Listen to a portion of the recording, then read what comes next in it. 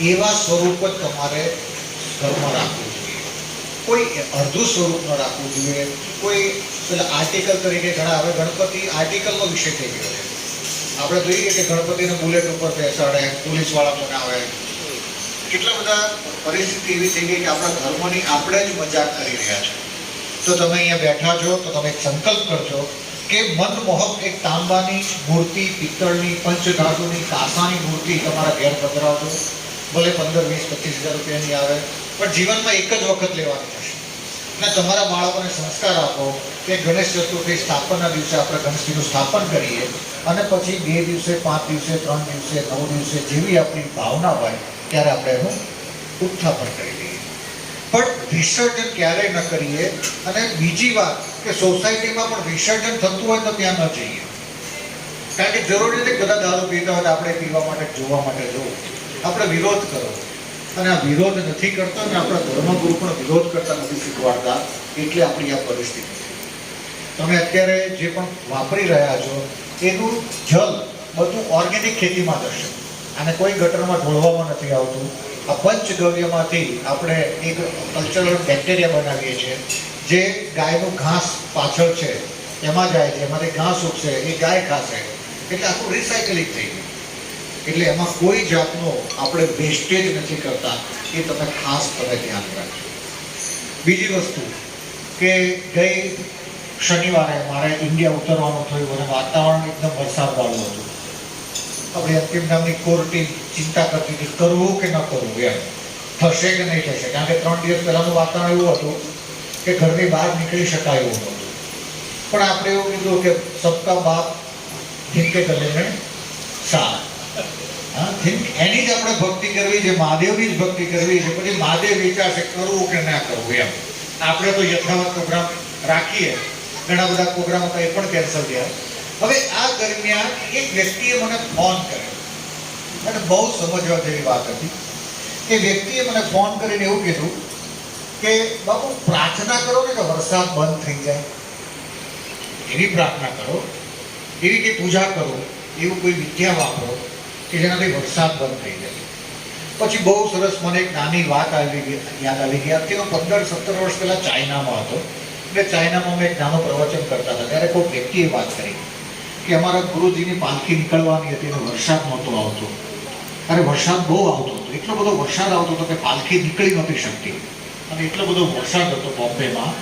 તો અમારા ગુરુજીના કોઈ શિષ્ય હતા અથવા એમના પણ જે ગુરુજી હોય એ પણ, એણે બહાર જઈને બાલ્કનીમાં જઈને કંઈક એવી તંત્ર વિદ્યા કરી કે આખો વરસાદ ઊભો થઈ અને અમારા ગુરુજીની પાલખી નીકળી. મેં એવું કીધું કે આમાં તો કેમ બહુ મોટી વાત છે, આ તો 30 રૂપિયાની છત્રી પણ કરી શકે. પણ વરસાદ ન આવતો હોય ત્યારે પર્જન્ય યજ્ઞ કરો અને વરસાદ આવે એને ખરેખર પ્રાર્થના કહેવાય. કોઈ પ્રકૃતિને તમારા સ્વાર્થ માટે ઊભું રાખવું એ તમારું કોઈ જાતનું અસ્તિત્વ નથી. પણ જ્યારે પ્રકૃતિની તકલીફ છે, આજે પ્રાણી માત્રને આપણે છેલ્લે ગોવા યજ્ઞ કર્યો, આપણે કહું બરાબર નિકુંજભાઈ, કે રવિવારે એક પ્રાર્થના કરી કે વરસાદ માટે આપણે આહુતિ આપીએ, વરુણ દેવતાને આહુતિ આપીએ, ઇન્દ્ર દેવતાને આહુતિ આપીએ કે હવે ગાયોની સામે જોવે. અમારી સામે તો બહુ જોવા જેવું છે જ નહીં, કારણ કે અમે તો મન મૂકીને પ્રદૂષણ કર્યું છે. પણ હવે ગૌ માતાની સામે જુઓ ને એ રાત્રે વરસાદ ચાલુ થયો ત્યારથી અત્યાર સુધી વરસાદ ચાલ્યો. આને પ્રાર્થના કહેવાય. એટલે પ્રાર્થના કરતાં પણ શીખવું પડે. કોઈને સાયકલની હવા નીકળી જાય એવી પ્રાર્થના ન થાય, પણ એવી પ્રાર્થના થાય કે સર્વ જગતનું કલ્યાણ થાય. અને એ ભારત વર્ષ આપણને શીખવાડે છે. અને આપણે એના સંતાનો છીએ એટલે આપણે અહીંયા ભેગા થયા છીએ.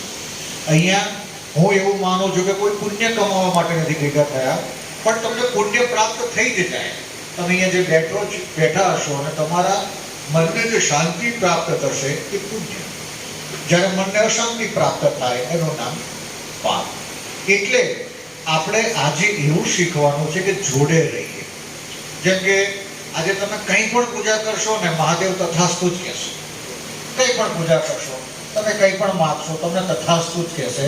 સવારમાં કંઈક ક્ષતિ રહી ગઈ હોય, કંઈ નથી લાવ્યા, કોઈ વાંધો નહીં.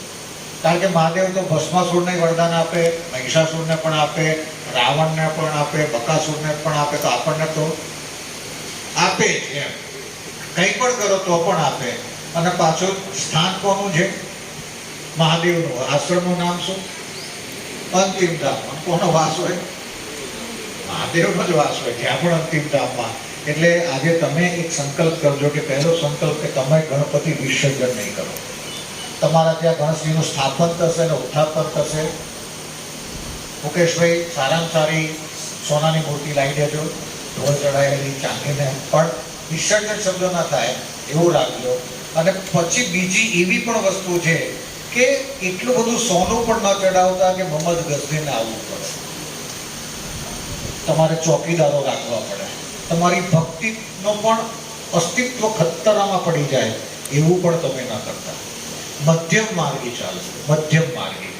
અને મધ્યમ માર્ગી ચાલશો ને તો જીવનની અંદર તમને જે પ્રાપ્ત કરવાનું છે ને એનો આનંદ પ્રાપ્ત થશે. અતિશય હાઈ રેન્જ હોય તો પણ પ્રાપ્ત ન થાય, લો રેન્જ હોય તો પણ પ્રાપ્ત ન થાય. ફ્રીક્વન્સી એટલી જ જોઈએ જેનાથી મોબાઈલ ચાલવો જોઈએ.